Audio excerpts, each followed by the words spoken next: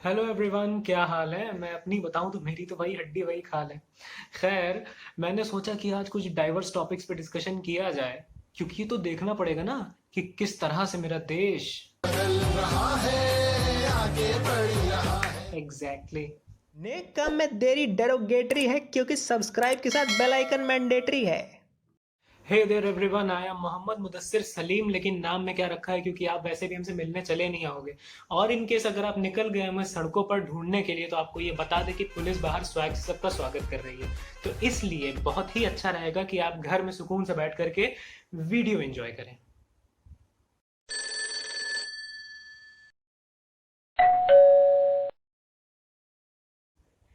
हो क्या रहा है कि मॉडर्न फेज में जो इंडियन सोसाइटी है वो एक रिलीजियस इंक्लिनेशन फॉर्म कर रही है।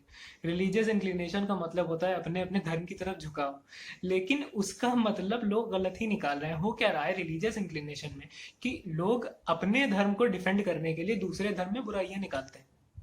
कहाँ तक सही है ये? नहीं ना। आपके हिंदू दोस्त, मुस्लिम दोस्त, सिख दोस्त, ईसाई दोस्त, कहाँ उनमें कौन सी खराबी, कौन सी उनके रिलीजन में खराबी। लेकिन फिर भी ये सब अगर हुआ भी है तो क्यों हुआ है, अगर आप सोचिए।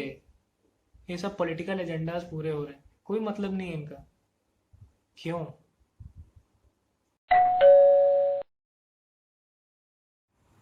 इंडिया में फैक्ट चेकिंग के नाम पे क्या है? क्या है? क्या है? हाँ, इंडिया में अगर देखा जाए तो जब भी आप कोई भी इंफॉर्मेशन किसी को देते हो, आपने किसी के कान में बोला कि ये फलानी फलानी बात है, तो वो क्या करता है? वो सुनता है 100, दूसरे को बताता है 75, लेकिन जब उसका इंटरप्रिटेशन होता है तो वो निकल के आता है 125। समझ रहे हो आप? ये जो हाइप है, ये जो उल्टी सीधी बातें अपनी तरफ से जो फैक्ट्स जोड़े जाते हैं, और ये फैक्ट चेकिंग के एब्सेंस में होता है। क्या होता है कि जो है आपने कुछ भी बताया लेकिन दूसरे ने चेक नहीं किया कि इसमें ऑथेंटिसिटी कितनी है। वो जाकर के सीधा बताएगा दूसरे को कि ये जो है ऐसा ऐसी बात थी, वो फलाने ने ऐसा बोला, साथ में हो सकता है कि ऐसा भी हो। बस ये फैक्ट ऐसे करके जुड़ते चले जाते हैं, जुड़ते चले जाते हैं, और उसके बाद इंफॉर्मेशन कुछ की कुछ हो जाती है।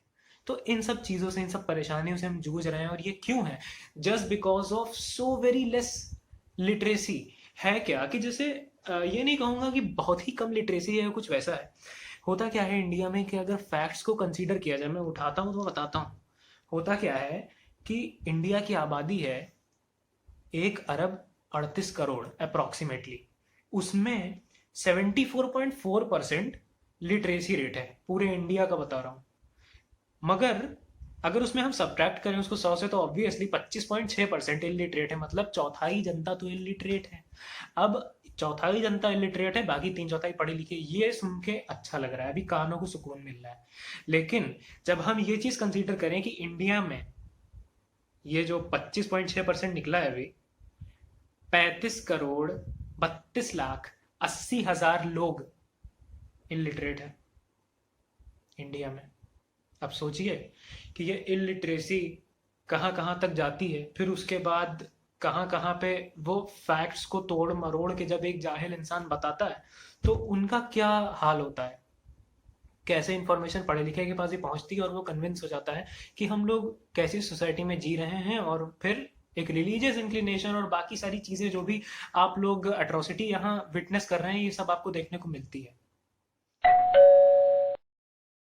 Talking about the population of India, it is like a flock of sheep. एक भेड़ों के झुंड की तरह, कुछ इस तरह।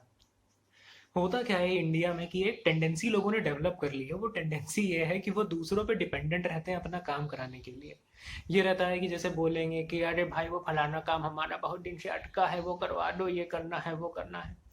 दूसरी बात, लोगों ने अपने जीवन का एक मूल मंत्र बना लिया है, वो ये है कि बने रहोगे पगला तो काम करेगा अगला। ठीक है।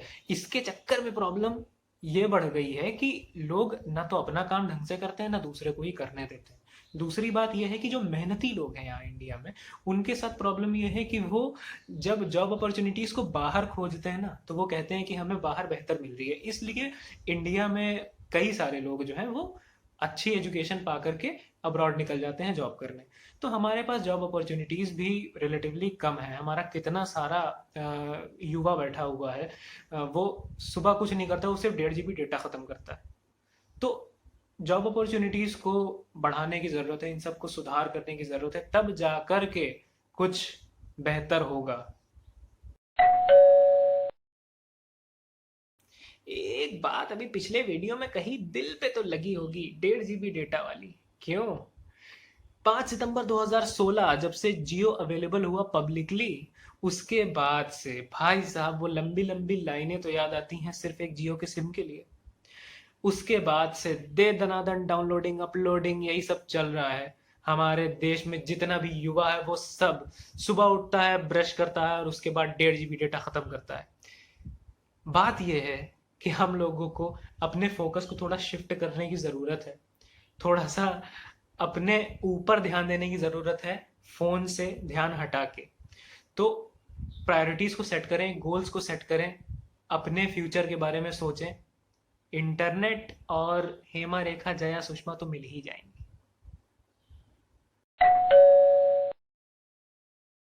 अच्छा, एक चीज और है, पता नहीं आप लोगों ने इसके ऊपर गौर किया या नहीं, हमारे जितने भी पॉलिटिशियंस हैं वो कॉमेडी पे उतर आए हैं, और जितने भी कॉमेडियंस और सेलिब्रिटीज हैं वो सारे के सारे पॉलिटिकल व्यूज के साथ सामने आ रहे हैं। यहाँ पर क्या होता है कि कोई भी पर्टिकुलर लॉ पास हुआ, जैसे अभी वो सीएबी पास हुआ था, तो उसके चक्कर में स्वरा भास्कर का इंटरव्यू हो रहा है, कहीं भी कुछ भी हो रहा है। मतलब celebrity is not answerable to the public. Answerable कौन है? पॉलिटिशियंस। मगर वो क्या कर रहे हैं, यहाँ पर ड्यूटीज का इंटरचेंज हो गया है। यहाँ जितने भी पॉलिटिशियंस हैं वो सारे के सारे अपना टाइम एंजॉय कर रहे हैं, वो कहीं ना कहीं जाकर के फोटोज खिंचा रहे हैं, कभी किसी के इनॉग्रेशन में या किसी भी तरह की रैली में या किसी भी तरह की शपथ में। और यहाँ पर जितने भी सेलिब्रिटीज हैं वो सब लगे हुए हैं आंसर देने में कि ये पर्टिकुलर लॉ गलत क्यों है, ये हम लोग किधर जा रहे हैं। क्या सेलिब्रिटीज की ड्यूटी है हम लोगों को लॉ समझाने की? किसी भी तरह की अगर प्रॉब्लम उठती है, अगर कोई भी सेक्ट जो है वो किसी चीज से सेटिस्फाई नहीं है, किसी भी तरह के सवाल उठ रहे हैं पर्टिकुलर लॉ को लेकर के, तो फिर ये सेलिब्रिटीज क्यों बताते हैं हमें? हमें पॉलिटिशियन से जानना है। यह डेमोक्रेसी, ये कहा जाता है कि इंडिया वर्ल्ड्स लार्जेस्ट डेमोक्रेसी है, तो उसका इस तरह से मजाक बनाना कहाँ तक ठीक है? बात करें इंडियन जर्नलिज्म की, तो उसकी बात शुरू करने से पहले ही हंसी आती है। अब आप सोचिए कि ये जितने भी हमारे जर्नलिस्ट हैं ये सब क्या कर रहे हैं। किसी भी तरह का डिबेट होता है या कुछ भी होता है, पहली बात तो इतने फनी डिबेट्स होते हैं, इतने फनी डिबेट्स होते हैं कि उसमें जो बुलाए जाते हैं, कोई भी लोग हो, कोई भी पॉलिटिशियन बुला लिया जाता है या किसी भी तरह का इंसान बुला लिया जाता है, समझ में नहीं आता है कि उस डिबेट का मतलब क्या है, जब उसमें सारी की सारी बातें एक दूसरे के धर्म पर ही लेकर के जानी है। और जिस मस्जिद के नीचे गुंबद के पास आपने वो मूर्ति रखी है, नीचे तो मंदिर की मूर्तियां निकली ना। यहाँ सिर्फ और सिर्फ रिलीजियस कंट्रोवर्सीज होती हैं और कुछ नहीं होता है। यहाँ पर सवाल उठाए जाएंगे तो सिर्फ रिलीजन पर, उसके अलावा कुछ भी अगर किसी भी और तरह का सवाल उठना हो तो वो नहीं उठता है। यहाँ पर क्या होता है, यहाँ पर बताया जाता है कि वो क्या खाते हैं और वो उनका फेस किस तरह से चमकता है, फलाने क्या करते हैं, ढमाके क्या करते हैं। सबके लाइफस्टाइल के ऊपर, पॉलिटिशियंस के लाइफस्टाइल के ऊपर जो है पूरे के पूरे शोज आधारित हो जाते हैं। तो ये सब क्या कर रहे हैं? ये मीडिया का क्यों मजाक बनाया हुआ है? Media should be unbiased, media को ट्रू पिक्चर दिखाना चाहिए। यहाँ पर किसी भी तरह की ढंग की बात नहीं होती है, यहाँ पर सिर्फ मन की बात होती है जो सिर्फ सुनाई जाती है मगर सुनी नहीं जाती। लोकतंत्र है साहब, आइडियाज एक्सचेंज होते हैं, आइडियाज को सिर्फ डिस्ट्रीब्यूट नहीं किया जाता। तो इन सब चीजों पर ध्यान देने की जरूरत है, थोड़े से रिफॉर्म्स की जरूरत है, और उसके बाद देखा जाए तो फिर सब चंगा सी हो जाएगा। 15 अगस्त और 26 जनवरी जो हमारे बचपन में हुआ करती थी वो अब बेशक नहीं लौटने वाली। रीजन उसका क्या है कि हम सभी के अंदर वो जो आज के जमाने में जो 15 अगस्त और 26 जनवरी को जो एक नेशनलिज्म जागता है ना, जब हम लोग अपने अपने घरों में ऐ मेरे वतन के लोगों तेरी मिट्टी में मिल जावा जब बजाना शुरू करते हैं, वो जो एक दो दिन का जो नेशनलिज्म हम लोग के अंदर जो फीलिंग आ जाती है ना, अब वो 24 घंटे रहती है, thanks to the Indian media. तो उस नेशनलिज्म के चलते हमारे न जाने कितने सारे जानने वाले, वो जो बचपन में जिनको हम दोस्त नहीं बोला करते थे, वो सारे के सारे लोग, हमको पता चला कि वो सब तो आस्तीन के सांप थे। उनको साथ में रख के हम लोग बहुत बड़ी गलती कर रहे थे। इसीलिए ऐसा होता है कि अब कुछ दोस्त जो हैं हमारे, जो उस वक्त हुआ करते थे, वो सबको हमने छोड़ दिया है। हम लोग क्या करते हैं, अब हम लोग एक सेफर जिंदगी जी रहे हैं, क्योंकि चाहे हमारे ही अपने धर्म के लोग किसी भी मेंटालिटी के हों, चाहे ऊंची मेंटालिटी के हों चाहे नीची मेंटालिटी के हों, लेकिन हम उनके साथ ही रहते हैं। क्यों?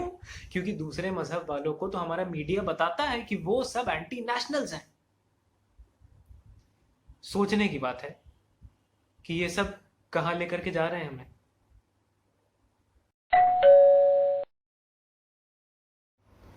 वीडियो के इस आखिरी क्लिप में हम किनारे रखते हैं सारी उन बातों को, चाहे वो टेलीकॉम का मसला हो, नेशनलिज्म की बात हो, मीडिया की बात हो, वो सब जाने दीजिए।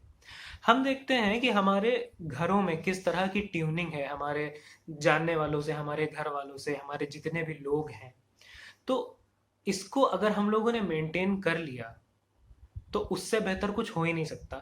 आज के ज़माने में क्या है कि हम सब लोग इतने ज़्यादा मॉडर्न हो गए, इतना ज़्यादा मॉडर्न अपने आप को शो करते हैं कि हमारी और हमारे पेरेंट्स की आइडियोलॉजी में बेइंतहा फ़र्क हो चुका है। और इसीलिए हम लोग देखते हैं कि कल्चर्स में भी अच्छा खासा फ़र्क आ रहा है। हम वेस्टर्न कल्चर को अडॉप्ट करना चाहते हैं, हमारे पेरेंट्स हैं कि वो बिल्कुल भी चेंज नहीं होना चाहते। ये जो एक वाइड गैप हम लोग बना रहे हैं ना, ये थोड़ा सा हमारे इंडियन कल्चर को एंडेंजर करता है। तो इस बात का ध्यान रखें कि हम लोग एक ब्रिज की तरह काम करें। हम ये नहीं कहते कि हम लोग वेस्टर्न कल्चर को अडॉप्ट ना करें, लेकिन ऐसा भी ना करें कि हमारा जो इंडियन जो ओरिजिनल कल्चर है उसको भी एकदम दरकिनार कर दें।